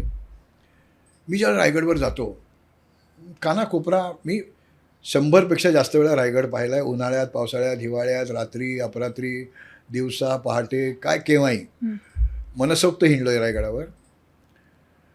रायगडाचा जो मुख्य भाग आहे तो आपण वर चढून जातो, किंवा सध्याच्या दोरवाटेने रोपेने आलो तरी तो जो मध्यवर्ती किल्ला आहे तो पाहतो. आणि मग शिवाजी महाराजांची समाधी तिथपर्यंत आपण जातो. त्याच्या पुढे देखील 1.5-2 किलोमीटर रायगड आहे. तिथे भवानी टोक म्हणून एक टोक आहे. जर भरपूर मुक्काम असेल आणि लोक माझ्याबरोबर जी आली आहेत त्यांना खूप गोष्टी समजावून घेण्यात रस राहिला तर मी त्यांना भवानी टोकापर्यंत घेऊन जातो. मी जेव्हा पहिल्यांदा तिथे गेलो, ही 70च्या दशकातली गोष्ट आहे, त्यावेळेला मला तिथे गवत वाढताना दिसलं, जे मला अन्यत्र कुठे दिसलं नव्हतं. माझ्या लक्षात येत नव्हतं की कोणचं गवत आहे. चांगलं काही वेळा अंगठ्या एवढं जाड ते पेर होत होतं. 2-1 मीटर 8-10 फूट वाढत होतं. मी त्याचे 1-2-4 तुकडे तोडले आणि घेऊन आलो पुण्यामध्ये. पुस्तकांच्या मदतीने ते कोणचं गवत आहे याचा शोध घेतला. ते अँड्रोपोगॉन नावाचं गवत होतं. ते अँड्रोपोगॉन म्हणजे बोरूचं गवत. पूर्वी लिहिण्यासाठी बोरू वापरला जात असे. त्यावेळेला शाई टाक पण नव्हतं. टाक, नीब असलं काही नव्हतं. या आधुनिक गोष्टी आहेत. फाउंटन पेन आणि बॉल पेन तर नव्हती, जॉटर पेन नव्हती, काही नव्हती. तर ती जी लेखणी आहे ती शाईमध्ये बुडवायची आणि लिहायला सुरुवात करायची. म्हणजे त्याची शाई संपली की परत बुडवायची, असं ते चालायचं. खूप वेळेला ती बुडवली, काढली, वाळली, असं ते झालं की ती खराब होते. ती लेखणी खराब होतं, बोरू खराब होतो. त्याला फार फार ते एकदा टोक करता येतं आणि नंतर फेकून द्यायला लागतं. रायगड ही राजधानी आहे. या राजधानीपर्यंत जर शत्रू आलाच आणि त्या रायगड प्रचंड विस्ताराचा किल्ला आहे, त्याला जर वेढा घातला शत्रूंनी, तो काही 2-4 महिन्याचा असणार नाही, 4-5 वर्षाचाही असू शकेल. आणि गडावरच्या लेखण्या रोज काय घडलंय ते लिहायची पद्धत होती. अखबारनवीस होते त्यावेळेला. तर लेखण्या संपल्या तर काय करायचं. हम्म. त्यावेळेला काही ॲमेझॉनमधनं ऑर्डर करून ते येत नव्हत्या ना. मग बोरूची लागवड महाराजांनी करून घेतली तिथे.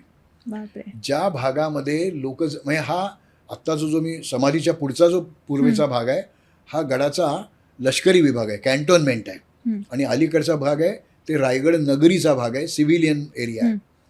त्या नागरी प्रदेशात लोक इकडे तिकडे जातील, पण त्या लष्करी प्रदेशात असं नाही कोणालाही हिंडता येणार. हा. तिथे त्याची लागवड करून घेतली आहे. म्हणजे आज जी बोरूची झाडं आपण पाहतोय ती महाराजांनी लावलेली नाही आहेत. त्या झाडांच्या बिया पडल्या, त्यांची परत गवत आलं, त्याच्या बिया पडल्या किंवा त्यांना खालनं फुटवे आले, हम्म. ती झाडं आज आपण बघतोय.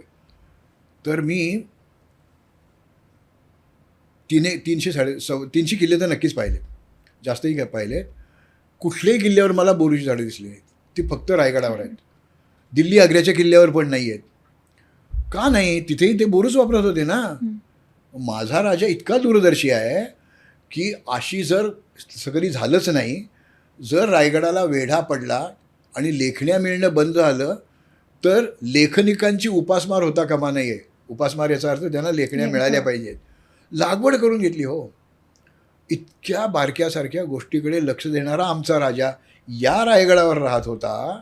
आणि त्यांनी ज्यावेळेला त्यांना राज्याभिषेक झाला त्यावेळेला त्यांना कायम भीती होती ती मोगली आक्रमणाची.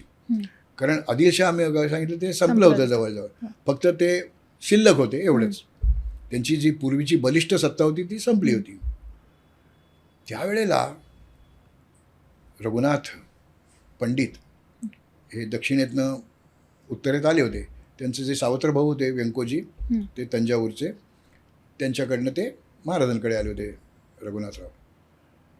त्यांनी तिथलं राजकारण महाराजांना समजावून सांगितलं असावं. इतके बारकावे त्यांनी त्यातनं उलगडलेत. त्यावेळेला औरंगजेब काबूलच्या बाजूला मोहिमेवर गेलेला होता. म्हणजे आपण जर दक्षिणेमध्ये गेलो तर आपल्या राज्यावर मोगली सैन्य येणार नाही आहे. एक झालं. आदिलशाहीचं गंमतच केलेली आहे. कुतुबशाहीशी मैत्री केली. म्हणजे स्वतः कुतुबशहाला जाऊन गळामिठी भेट घेतली त्यांनी. म्हणजे ती त्यांच्या बाजूनी झालेली सत्ता आहे. त्यावेळेला या सगळ्या दरबारी राजकारणामध्ये 2 पक्ष होते. एक पठाणी म्हणजे उत्तर भारतीय आणि दख्खनी मुस्लिम. दोघंही मुस्लिम एकाच सत्तेचे, पण त्यात तेढ असायची, थोडं त्यांच्यामध्ये स्पर्धा असायची. त्यावेळेला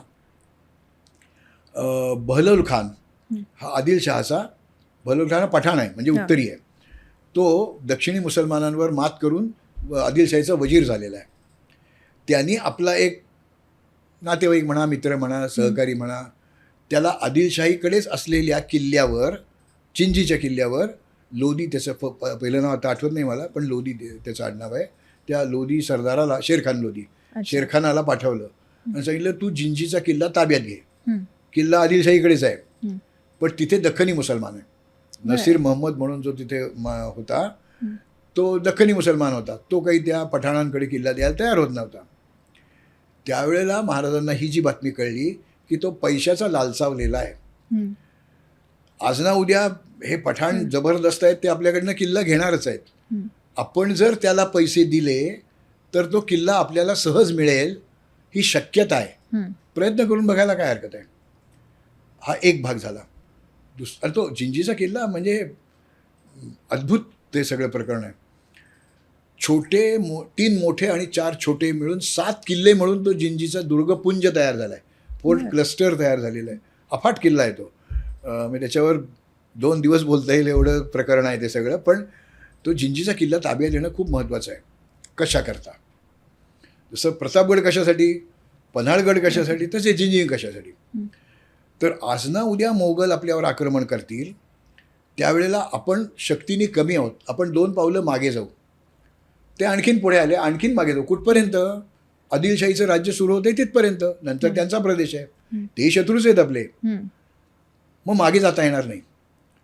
तर मोगली सैन्याला तोंड देता आलं नाही तर मागे मागे मागे सरकत जायला माघार टापू, स्ट्रॅटेजिक डेफ्थ आपल्याला असली पाहिजे. ती महाराजांनी दक्षिण दिग्विजयामध्ये साध्य केली जिंजीचा किल्ला ताब्यात घेऊन. म्हणजे मधले बरेच किल्ले, मग कोप्पळचा किल्ला असेल, वेलोरचा किल्ला असेल, महाराजांनी त्या वेलोरच्या किल्ल्याशेजारी जे डोंगर आहेत तिथे साजरा, गोजरा आणि लाजरा 3 किल्ले बांधले. मराठी नावं दिली आहेत त्यांना, ती आजही वापरात आहेत. शिवाजी महाराजांचं एका दगडावर कोरलेलं खोद चित्र तिथे आहे, तेही आपल्याला बघायला मिळतं ते त्या साजरा गोजऱ्यावर. वेल्लोरचा किल्ला तोही अद्भुत किल्ला आहे, पण जिंजीपर्यंत त्यांनी आपलं राज्य वाढवलं. याला आणखी एक पैलू होता. अरबस्तानात, खरं अरबस्तानात नाही आहे, ते इराक, बगदाद या भागातनं किल्ले ते घोडे आपल्याकडे यायचे. अरबस्तानामध्ये गवत नाही आहे, त्यामुळे घोडे बिडे काही नाहीत तिथे, पण आपण त्यांना अरबी घोडे म्हणतो. ते इथे ही जी पश्चिम किनाऱ्यावरची बंदरं आहेत तिथे ते घोडे उतरवले जायचे आणि इथल्या सत्ता ते घोडे विकत घेतले जायचे. इथल्या भीमथडी तट्ट्याच्या दसपट त्याला किंमत मिळायची, तो व्यापार चांगला चालायचा. ते लोक ते घोडे खच्ची करून पाठवत असत, त्यांच्याकडनं पुढची प्रजा निर्माण होणार नाही अशी व्यवस्था करून पाठवत असत. त्या दरवेळेला ते नवीनच घोडे विकत घ्यायला लागायचे. याच्यावर महसूल खूप मिळत होता. पण तर शिवाजी महाराजांच्याकडे ही सगळी बंदरं आल्यानंतर तो व्यापार बसला ना. ते म्हणले एवढे मागायचे घोडे नको, आमची भीमथडी तट्ट छान आहेत. त्यावेळेला मग या लोकांनी हिंदुस्थानला वळसा घालून पुदुच्चेरी, पॉंडेचेरी किंवा मद्रास, चेन्नई त्या बंदरांमध्ये ते घोडे उतरवायला सुरुवात केली. कोण घेणार तिथे घोडे? कुतुबशाह. कुतुबशाही त्यावेळची सर्वात श्रीमंत सत्ता होती. ते कोहिनूर हिरा आणि ते सगळे हिऱ्याच्या खाणी त्यांच्याकडे गोळकोंड्याच्या, तर ते श्रीमंत आहेत, ते घोडे घ्यायला लागले. त्याच्यावर मला महसूल मिळाला पाहिजे, हा मीच तिथे येतो. मग शिवाजी महाराज जे जिंजीला गेले, तो प्रदेश जिंकून घेतला. आता माघार टापू एक, दुसरी गोष्ट राज्याचा विस्तार करायचा आहे दुसरा, आणि तिसरं म्हणजे तिथे होणारा नव्याने सुरू झालेला घोडाचा व्यापार, त्याच्यावरचा महसूल मलाच मिळाला पाहिजे. मलाच याचा अर्थ माझ्या राज्यासाठी मिळाला पाहिजे. आता याचा फायदा कसा झाला की दिल्ली आग्रा, राजगड रायगड आणि जिंजी वेलोर अशी मी 2-2 ठिकाणं घेतोय, कारण ती एकमेकाशी गुंतलेली आहेत. तर दिल्ली आग्र्यापासनं राजगड रायगड हे साधारण 1,500-2,000 किलोमीटर अंतर आहे. म्हणजे जर त्यांना इथे यायचं असेल, हल्ला करायचा असेल, तर तेवढी पुरवठा साखळी, सप्लाय चेन पाहिजे. आता माझी नंतर राजारामांच्या काळात ती जिंजी राजधानीच झाला होता मराठ्यांची, तर आणखीन 1,500-2,000 किलोमीटर, म्हणजे दिल्ली आग्र्यापासनं जिंजी वेलोर हे 4,000 किलोमीटरची सरळ आपल्याला ही सप्लाय चेन राखणं अवघड आहे हो. कोणी त्याच्यावर हल्ला करील वाटे? 4,000 किलोमीटरमध्ये केव्हाही त्यांच्यावर हल्ला करता येणार आहे. तेच केलं गेलं. मग ते धनाजी जाधव असतील, संताजी घोरपडे असतील, शंकराजी नारायण सचिव असतील, हुकमत पन्ना रामचंद्रपंत अमात्य असतील, बलकवडे असतील, यांनी या सप्लाय चेनवरच हल्ले करायला सुरुवात केली. आज काय चाललं आहे? खजिना चालला आहे, करा हल्ला. इथल्या लोकांना पैसे नाही मिळत आहेत. आज काय चाललं आहे? रेशन चाललं आहे, धान्य चाललं आहे, करा हल्ला. आज काय चाललं आहे? औषधं चालली आहेत, शस्त्र चालली आहेत. आणि ती सप्लाय लाईन आपल्यासाठी निर्माण झाली होती, त्या मोगलांना मिळत नव्हतं. म्हणजे जरी तो इतिकत खान, म्हणजे त्याला जुल्फिकार खान किताब मिळाला होता, 7 वर्ष जिंजीला वेढा घालून बसला होता, त्याला इकडनं सप्लायच होत नव्हता हो. म्हणजे शिवाजी महाराजांनी हे घेतलं नसतं, हा माघार टापू निर्माण केला नसता, तर राजाराम महाराज कुठे गेले असते? तर हे जे त्यांचं दूरदर्शित्व आहे, त्या जिंजीच्या किल्ल्याला पण या 12 किल्ल्यांच्या यादीत स्थान मिळालं युनेस्कोच्या. तर काळाच्या पुढे पाहणारा, आज नाही 10 वर्षांनी, 20 वर्षांनी, भविष्यकाळात आपली गरज काय असणार आहे याची तजवीज आजच करून ठेवणारा हा राजा आहे. त्या राजाच्या किल्ल्यांवर आपण ज्यावेळेला जातो, त्या ढोल वाजवायचे, काय आरवाचं गाणी म्हणत बसायचं, हे नाही करायचं आपल्याला. हे या राजाचं महत्त्व, त्यांचं दूरदर्शित्व, त्यांचं नियोजन हे आपण समजावून घ्यायचा प्रयत्न करायला पाहिजे. ही पर्यटन स्थळं नाही आहेत, तिथे जाऊन दारू पिऊच नाही आहे, पण प्यायची असली तर तिथे तरी जाऊन पिऊ नका. ते त्याच्यासाठी नाही आहेत ती ठिकाणं. इतर ठिकाणी जा, तुम्ही जायचं प्यायची असेल तर प्या, पण या किल्ल्यावर गेल्यावर ही धारातीर्थ आहेत. आपल्या पूर्वजांनी घामाचा पाऊस पाडून ही दुर्गपुष्प निर्माण केली, रक्ताचा सडा शिंपून ही दुर्गपुष्प टिकवली. मग तिथे जाऊन आपण गैरवर्तणूक करू नये. महाराजांचं धोरण समजावून घेतलं पाहिजे. या लढाऊ किल्ल्यांचा लढाऊपणा आपण समजावून घेतला पाहिजे. मग ते डोंगरी किल्ले असतील, समुद्रातले किल्ले असतील, कुठलेही असतील, त्या किल्ल्यांचं महत्त्व महाराजांनी जाणलं आणि म्हणून ते राज्य निर्माण करू शकले. किंवा ते राज्य टिकवू शकले याच्या मागे हे किल्ले आहेत. अरे. म्हणजे किल्ले त्या दृष्टिकोनातून आपण पाहायला पाहिजेत. तर रायगडावर मगाशी मी सांगितलं सांगण्यासारखं अफाट आहे. म्हणजे माझी स्वतःची रायगडवर 5 पुस्तकं आहेत वेगवेगळ्या पैलूतून लिहिलेली. तर खूप बोलण्यासारखं आहे रायगडाबद्दल. जगातला आश्चर्यकारक किल्ला असं त्या रायगडाचं लोकांनी वर्णन केलेलं आहे. ज्या वेळेला म्हणजे रायगड कधीही लढाईमध्ये घेतला गेला नाही आहे. शिवाजी महाराजांनी जावळीच्या मोऱ्यांकडनं घेतला, तोही तहाद्वारेच घेतला. नंतर शिवाजी महाराजांचे चिरंजीव शंभू छत्रपती त्यांच्या मृत्यूनंतर हा इतिकत खानाने म्हणजे नंतरचा जुल्फिकार खान त्यांनी तहामध्येच तो किल्ला घेतलेला आहे. मोगलांच्याकडनं 1707मध्ये तो सिद्दीच्या नवाबाला तसाच दिला गेलेला किल्ला, कारण सगळे मोगल उत्तरेत गेले, हा सिद्दीच्या नवाबाकडे दिला. सिद्दीच्या नवाबाकडनं पंतप्रतिनिधींनी हा किल्ला तसं बघितलं तर वाटाघाटी करून आणि कदाचित काही पैसे देऊन सुद्धा तो किल्ला ताब्यात घेतला. म्हणजे लढून नाही किल्ला घेतलेला. त्यानंतर पंतप्रतिनिधींकडून पेशव्यांकडे तो किल्ला तसाच आला. पेशव्यांकडून म्हणजे 10 मे 1818 या दिवशी रायगडाचा दावा प्रॉथरनी घेतला. प्रॉथर हा ब्रिटिश ईस्ट इंडिया कंपनीचा सरदार होता.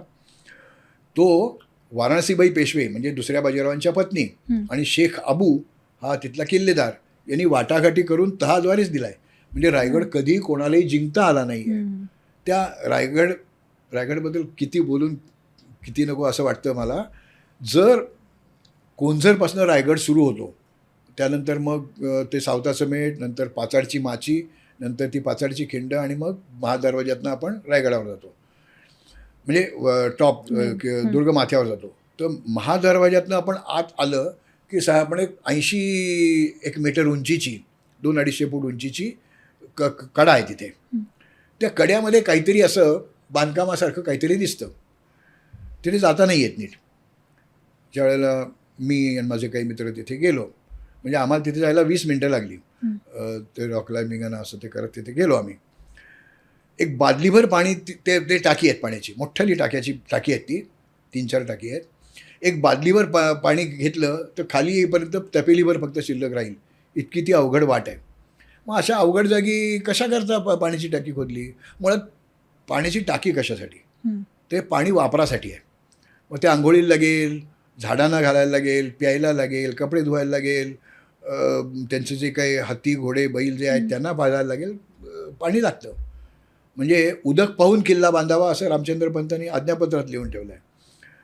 पाणी नसेल तर तिथे किल्ला बांधू नये. ते भरतगड महाराजांनी सोडून दिला, नाही बांधला तिथे. तर किल्ल्याला पाण्याचा पुरवठा भरपूर पाहिजे. मग अशा अडनेड्या जागी ती बांधली कशाला, खोदली कशाला टाकी? तर ते शिवाजी महाराजांचं एक जलास्त्र आहे. त्याचा वापर कधीच केला गेला नाही, कारण लढाई झाली नाही तशी. तर शांताराम विष्णू आवळसकरांचं एक पुस्तक आहे रायगडची जीवनकथा, त्यात हा प्रसंग लिहिला आहे. 1780-90च्या सुमाराची ती केव्हाची तरी गोष्ट आहे. आता नेमकं साल लक्षात नाही माझ्या, त्यावेळेची ती गोष्ट आहे. आधी ते कोकण आहे, भरपूर पाऊस पडतो. त्या दिवशी एवढा पाऊस पडला की त्यातलं एक टाकं आपलं फुटलं आणि त्यातनं पाण्याचा लोंढा खाली आला. तर त्या टाक्यांची रचना अशा ठिकाणी केली आहे की त्यातनं जाणार, खाली जर पाणी गेलं तर ते बरोबर महादरवाज्यातच जाईल, इकडे तिकडे जाणार नाही. पण पाणी ज्या वेळेला असं डोंगरातनं वाहत येतं त्यात ते नुसतं नाही वाहत, दगड विटा वाळू माती झाडं झुडपं सगळं ते खरबडत खाली येतं. आता शत्रू जर रायगडाच्या महादरवाजापर्यंत पोचलाच, शक्यच नाही, पोचलाच, त्यांनी तो दरवाजा फोडला, आता तो किल्ल्यात शिरणार. त्यावेळेला आपण सुरुंग लावून ती टाकी फोडून टाकायची. म्हणजे त्या पाण्याचा जो लोंढा जाईल त्या लोंढ्यामध्येच निम्म सैन्य वाहून जाईल आणि लगेच खाली कडा आहे. म्हणजे त्या कड्यावरनं खाली पडल्यावर काही तो माणूस परत वर येणं शक्य नाही लढायला. जरी एखादा माणूस तिथे चिकटून राहिला कुठेतरी, त्या चिखलामध्ये वावरणं पण अवघड आहे शत्रूला. पण वर जे मावळे उभे आहेत ते सुखानी आहेत, ते बरोबर त्यांच्यावर मारा करू शकतील. म्हणजे शत्रूला अडचणीत आणण्यासाठी पाण्याचा शस्त्र म्हणून वापर करणारे शिवाजी महाराज शेवटचे राजे झालेले आहेत. तर म्हणजे नेहमी असं म्हटलं जातं Shivaji was a last fort architect. तर हे त्यांचं जी गंमत आहे, मर्म आहे, हे दुर्गविज्ञान आहे, हे आपण रायगडवर गेलं तर समजावून घ्यायला पाहिजे. तिथे आम्हाला खायला हे मिळत नाही, ते मिळत नाही, ह्या तक्रारी नाही करायच्या. त्यासाठी वेगळ्या जागा आहेत. तुम्ही रायगडावर गेलात तर हे समजावून घेतलं पाहिजे. आणि मग ती जागा शिवाजी महाराजांनी राजधानीसाठी का निवडली, तिथे काय काय संरक्षणात्मक तरतुदी केल्या हे पाहिलं की आपल्या डोक्यातच येत नाही हे असं काही असू शकेल. पण ज्यावेळेला एखादा तज्ज्ञ माणूस ते समजावून सांगतो आपल्याला, मग ती बोरची झाडं असतील किंवा हे जलास्त्र असेल, हे सगळं या किल्ल्यांवर गेलं की आपल्याला उलगडायला लागतं. खरंय. आणि मग आपला राजा फार महान होता हे कळायला लागतं, पटायला लागतं. मला वाटतं आपण रायगडावरती खास बोलू, म्हणजे तुमच्याकडे इतकं सांगायला आहे आणि आम्हालाही ऐकायला इतकं आवडतं की आपण खास त्याच्यावरती नक्की बोलू.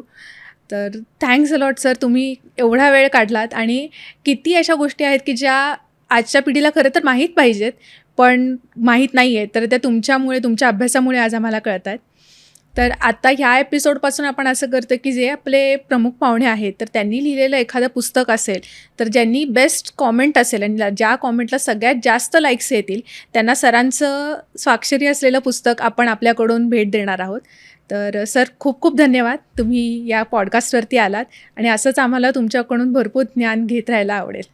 तुमच्यासारख्या नामवंत चॅनेलवर मला संधी मिळाली आणि माझे विचार मांडायची तुम्ही संधी दिली आणि हे सगळे जे दृकश्राव्य चित्रण केलेलं आहे ते लोकांपर्यंत पोचतं आहे, ते आवडीने पाहतायत. ते माझं बोलणं असूनही त्यांनी ते पाहतायत, तेव्हा त्यांच्यासाठीही मला आभाराचे शब्द व्यक्त करायचे आहेत. पण त्यासाठी माझ्याकडे एकच शब्द आहे, तो म्हणजे धन्यवाद. तुमच्या पुढे बोलून मी धन्य झालो यात वाद नाही. धन्यवाद. Thank you sir.